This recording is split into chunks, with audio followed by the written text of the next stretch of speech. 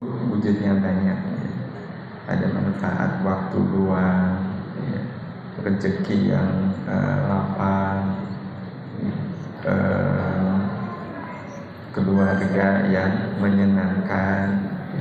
Itu semuanya adalah manfaat hidup yang Allah berikan kepada kita. Nah, termasuk rahmat Allah. Nah, dari semua manfaat hidup yang sudah disiapkan oleh Allah ke kita, maka rahmat Allah itu posisinya paling atas.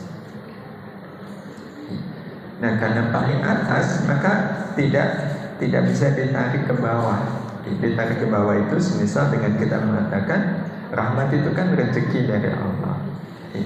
Rahmat itu kelapangan dari Allah.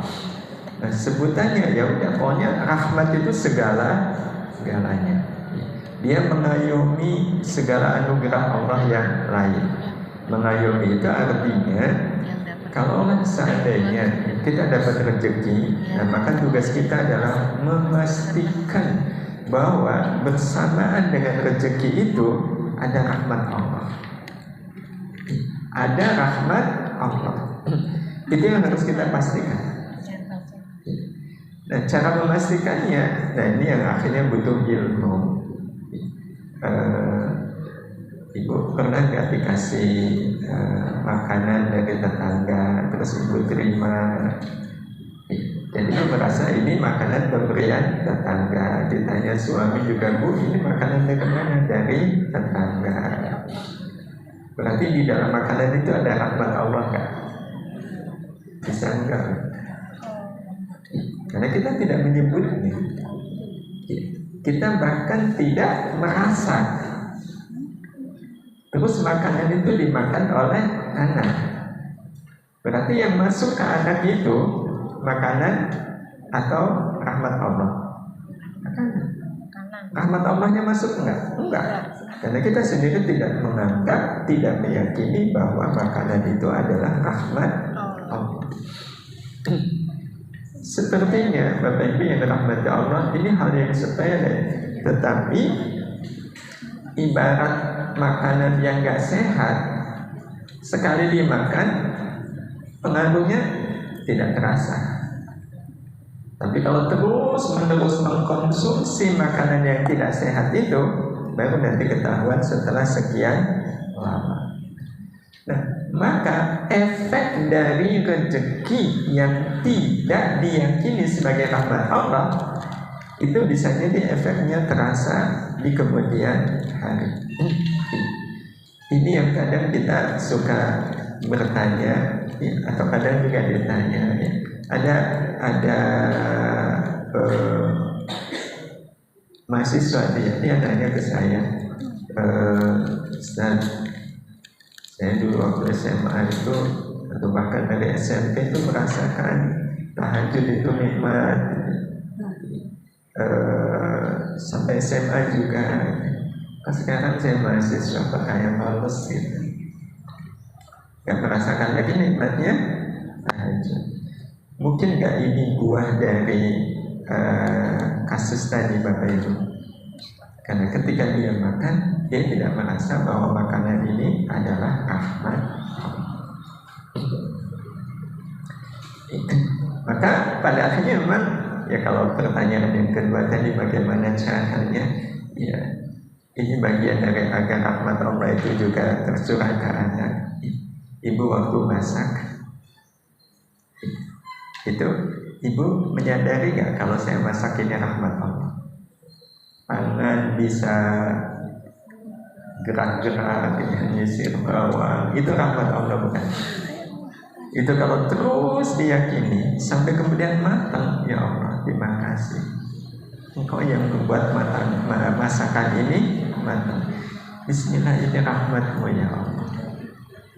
Ya, kalau kita mengakui itu rahmat Allah terus dimakan oleh anak, berarti yang masuk ke tubuh anak gak cuma makanan tapi juga rahmat Allah.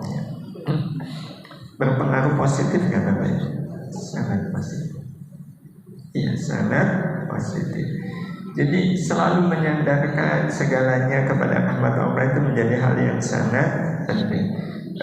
Bapak ibu bisa menyekolahkan anak itu karena apa? Tapi ada nggak karena orang tua yang merasa saya bisa menyekolahkan anak di sekolah yang SPP-nya mahal karena saya kaya? Maka kalau anak itu dapat ilmu, di dalam ilmunya ada rahmat Allah nggak? Nah kalau dapat ilmu tapi di dalam ilmunya nggak ada rahmat Allah, itu yang kelak nanti akan jadi masalah. Banyak orang yang mengatakan, kenapa saya baru tahu sekarang? Ya, terlambat lebih baik daripada tidak sama sekali. Jadi tinggal bagaimana sekarang semuanya itu kita ikhtiarkan menjadi khairun nas. Tentu yang paling pertama adalah menjadi khairun nas dalam pandangan Allah. Dan untuk menjadi khairun nas dalam pandangan Allah, cukup dengan kita menjadi muhsinin, beramal baik atau beramal ihsan.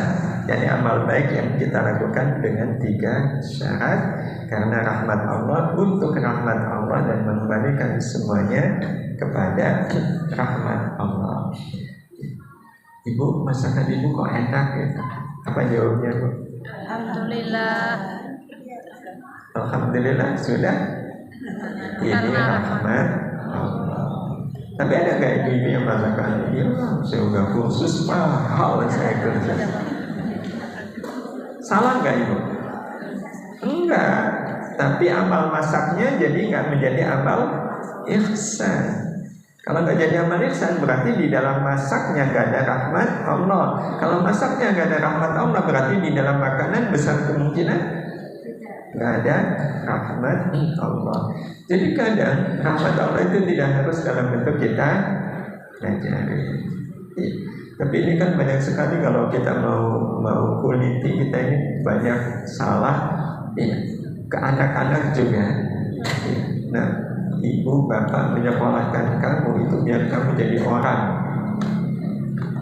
biar kamu jadi sukses, biar kamu jadi orang kaya. Pada saat ini ibu bapak ibu menyekolahkan kamu pertama biar ibu dapat rahmat, kamu juga dapat rahmat. Karena menyekolahkan itu kan amal baik. Ya, intinya memastikan semua amal baik kita itu bernilai ihsan. Kalau bernilai ihsan maka insya Allah Allah akan curahkan rahmatnya untuk kita. Dan rahmat inilah yang akan membuat kita insya Allah menjadi khairun nas. Begitu ibu. Masih ada Bapak Ibu? Cukupnya? Terima kasih besar sekali atas ilmunya hari ini, sangat bermanfaat. Mudah-mudahan bisa kita terapkan dalam kehidupan kita sehari-hari. Semoga Allah selalu menjadikan rahmatnya untuk kehidupan kita sehari-hari. Amin. Terima kasih untuk SD 8 hari ini yang sudah menyediakan sedekah sunat. Mudah-mudahan Allah ganti dengan rezeki yang berlimpah. Amin ya rabbal alamin. Baik Bapak Ibu, kajian sudah selesai. Mari kita akhiri kajian pada pagi menjelang siang hari ini dengan bersama-sama membaca doa kafaratul majelis, dilanjutkan dengan hamdalah. Subhanallahumma wa bihamdika, asyhadu an la ilaha illa anta, astaghfiruka wa atubu ilaik. Alhamdulillahirabbil alamin. Ada kurang lebihnya kami mohon maaf.